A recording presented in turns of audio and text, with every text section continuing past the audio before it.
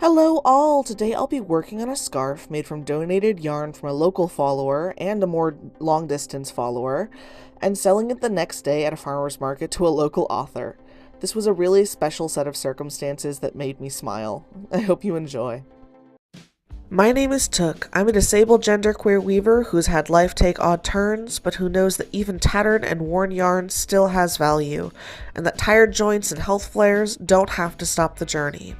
I weave exclusively with secondhand fibers, aided with adaptive warping, HR and OSHA cats, and a wonderful found family. Welcome to Hawksong Weaving, where all our paths are a little bit warped. First, a bit of an explanation on why I've developed this adaptive warping method. I have hypermobile Ehlers-Danlos syndrome, which has cascaded into postural orthostatic tachycardia syndrome. So for time's sake, know that I have joints that don't work, and if I shift positions too quickly, I get pre-syncope or pre-fainting symptoms. All of this comes with chronic pain, so for a lot of reasons, a traditional warping board doesn't work for me, along with being really expensive and taking up a lot of space in my small studio. So I use an accordion coat rack as my warping board. It's nice and neat, it contracts into a nice smaller space, and I can adjust it as I need to. And I don't need to be up and down and all around, having tachycardia, a racing heart, that stresses out my medical alert cat Penelope Calico. I love her so much, but I'm never getting another calico cat ever again because it is like having a border collie in the body of a cat, and according to her, I am a dumb sheep.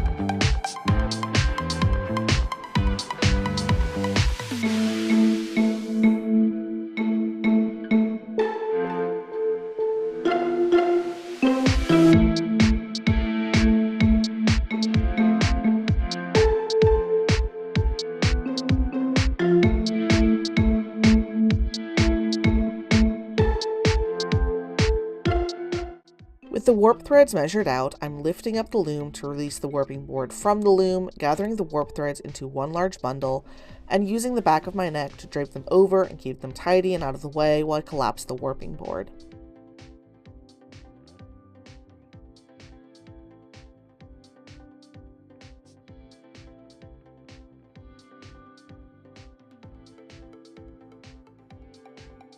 I use terry cloth towels to cushion the warp threads. This helps prevent the finished weaving from being tighter at the ends and looser in the middle, creating a sort of sausage profile in the weaving. This loom is a 15-inch wide shucked cricket loom. It's a rigid heddle loom and I love it so much. It's birch, it's very sturdy, it can take a beating, but it's light enough that I can lift it even when I'm having a pain or fatigue day.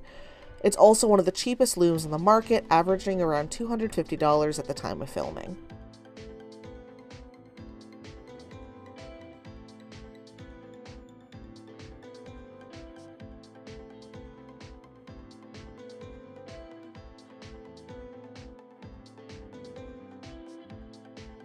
The way I warp has me cutting the warp loops at the end of winding the warp. This is what's easiest on my body. It won't work for everyone, but that's okay.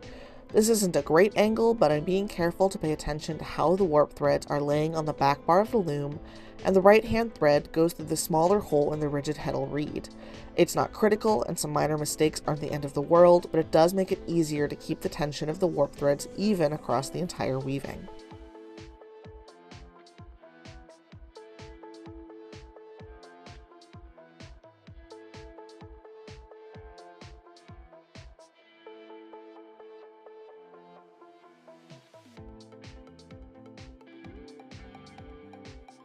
I'd like to thank you for watching. If you'd like to support my work, some free ways to do that are to like, subscribe, or follow, and share. This applies to other small artists as well.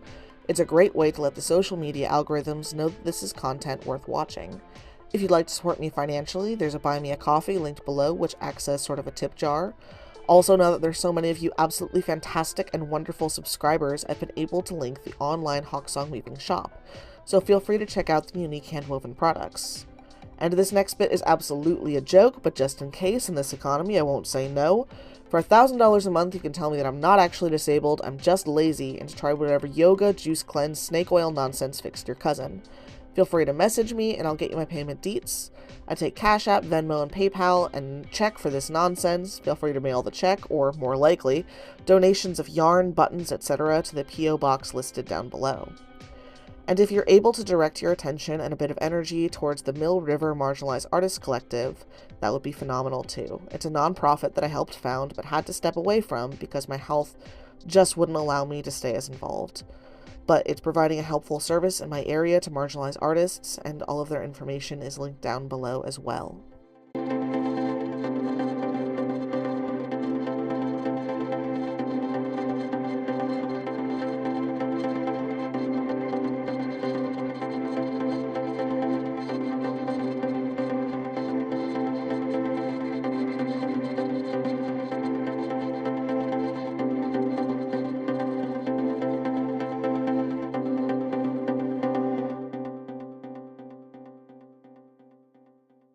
Attaching the warp to the bottom apron bar is pretty easy. I finger comb it, get it separated into bits about 4 to 5 warp threads wide, separate these bits into 2, and then do a half hitch tie to the apron bar.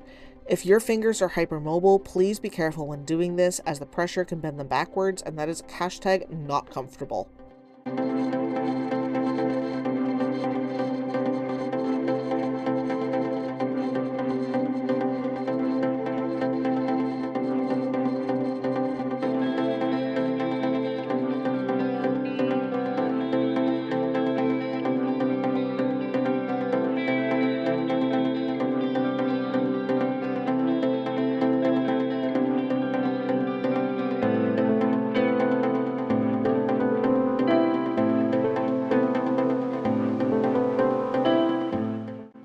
And then I weave for a couple hours, and this was so much fun to weave. The incredible softness of the Angora blend for the weft with the merino blend for the warp, it was just so delightful. There are some times when a scarf will just flow off of my loom, and it's almost a meditative just enjoyment of the physicality, of the rhythm of weaving, and I needed something soft. And there's Hades Himbo saying hello. He has started doing this thing where if he wants my attention and I'm not giving it to him, he will gently bat at me with his paws. His claws are fully sheathed. He's not being mean at all, but he's like, Papa, it is time to snuggle me. Stop enjoying the weaving. I'm going to glare into the camera. I'm going to sulk. I'm going to pout. I am just a baby boy. Papa, you ignore Hades? You ignore Hades like the football? Oh, don't let him fool you. He gets so much snuggle time, and I am genuinely considering getting a baby carrier of some sort so that I can have him on my back while I'm doing work, because he is a Maine Coon mix, and he just wants to cuddle at all times. I love him so much, but I really needed to just have a win with this particular scarf, and I'm giving up, and I'm giving him some pets, because... oh, honey. He's so sweet, he's so dumb. I did not go looking for a Maine Coon mix. I got given the runt of a friend's litter, and then he didn't stop growing. And he got his snuggles, and then he went off to go have a nap in the corner. Oh, I love him so much. But, oh, this scarf, I needed this scarf. I needed this win of just making something soft and beautiful. Right now is a really hard time to be a disabled person with fluctuating disabilities who is mutual aid inclined, because I cannot help as much as I want to, and I keep having to remind myself that this is the time to let able-bodied allies shine and do their work, and I can make content as much as I can, but that I'm not going to be able to single-handedly take on all of the injustices in the world or help other disabled people as much as I would want to, because it is genuinely not safe for me to do so, either physically or mentally, and that is a painful series of realizations. So I'm weaving and I'm creating soft things, and I'm doing as much as I can to listen to myself in every bit of advice and every bit of comfort I try to give other disabled or, other marginalized people of rest, take care of yourself. I am fully aware that I'm a hypocrite, and just doing my best to create some soft things in this world.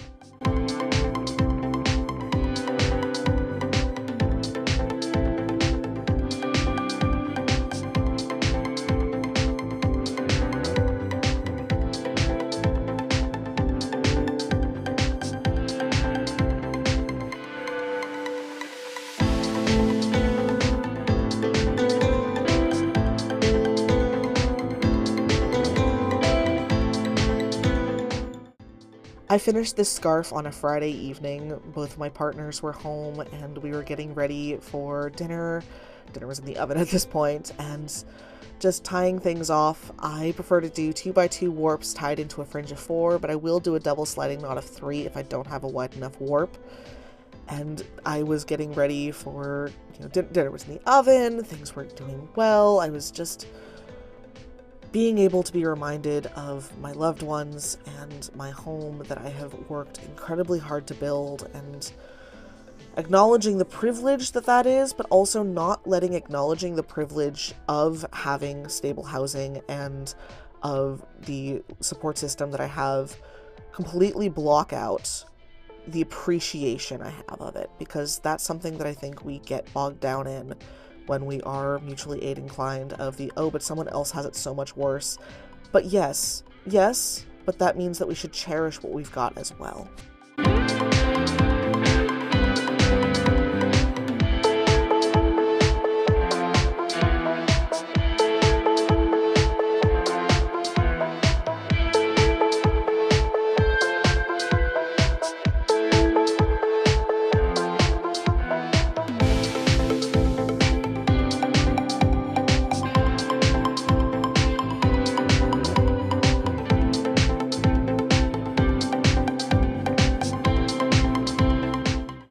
Unrolling this and just seeing the wealth of soft purple.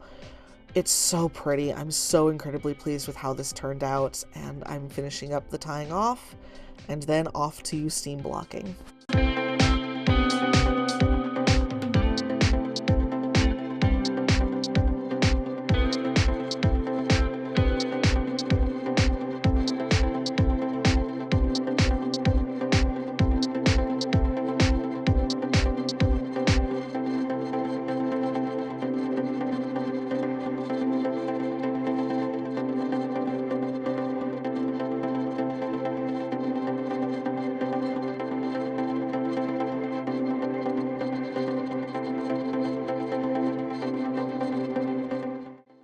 I steam block my wool blend scarves. This helps the wool fibers to soften into each other and relax into the weave. Without blocking, you can get wrinkles because the weave tends to be stiff without the added heat and water. Unfortunately, my joints don't work the same way. Added heat and water just make my joints go even looser. Ah, collagen disorder, you cruel, cruel mistress. Why does my collagen have to behave? Grr. But watching this scarf soften into itself and reminding myself that I'm going to be softening into my partners later on as we all cuddle on the couch and watch some media and just are able to be quiet and calm and home.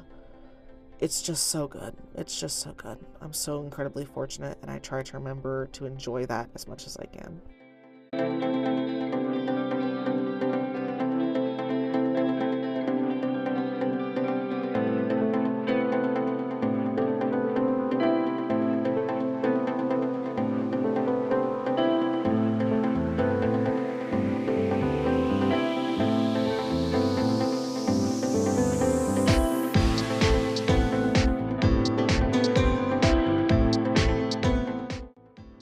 Now eyeballing the length of the fringe that I want. This is on Saturday before one of my partners and I go to our usual Amherst Farmers Market dates.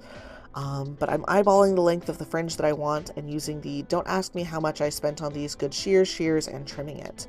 The final step is between half an hour and 45 minutes of tying the fringe knots. It's not usually that long. Sometimes it is, sometimes it isn't. It really depends on how kvetchy my fingers are feeling that day.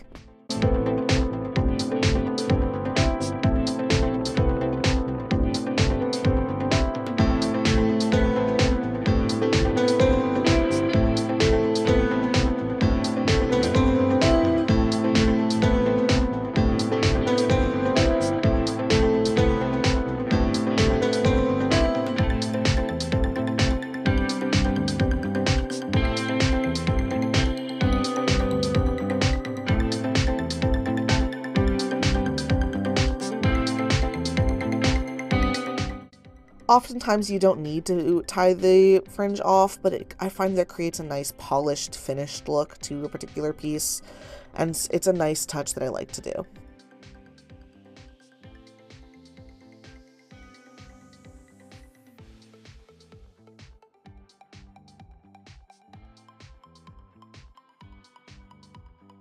And here is the finished piece. This flew off of the loom. I was so this was so lovely to make and enjoy the process of making. And I've got my resting bear up in the right-hand corner, and now on a Sunday off to the East Hampton Farmers Market. It was such a beautiful day. There was wind that was lovely and not too strong. Like, there was a little bit of anxiety about my tent. I've got tent weights up the wazoo, but look, Hampshire Pride shook me, and I'm now a little bit paranoid. But it's not paranoia if the wind really is out to get you, and you've got the scarves and just the baby geese and the pond right next door to the farmer's market. The air was scented with rose and locust blossoms, and it was just so incredibly beautiful. And it was just such a good day. Such a good day. I did some art trades with some other vendors. One vendor had 2 little kiddos with her, and they were bobbing around with some of the pride bags, and I, in exchange, got some really lovely clay pieces from her. And she was very willing to pay me, but I was like, no, this is free advertising. This was absolutely fantastic. They were bopping around, the goslings and the geese were bopping around. I'll link her work title down below. Got a phenomenal pastry from the vendor next door to me. And even better, I got to meet an author who wrote an incredible book. This is Lexi de Solar, and she wrote The Whale and the Star, which is a absolutely adorable and very sweet and very meaningful and poignant children's book, and I cannot recommend it enough. She's got another book in the works that I have been sworn to secrecy on, but it is very fitting that a scarf titled The Soft Life went to her when this book was being written, and I'm just, It was a good scarf for a good weekend, and a good day for a good day, and I'm just incredibly thankful for where I'm at these days, what I'm able to do, and reminding myself that I am not undeserving of the care and attention that I give to others. And just thank you for spending time with me at Hawksong Weaving, and thank you for coming along as I wove this scarf. I'm so glad for the odd turn that your path took that brought you here, and I hope that you have a truly excellent week.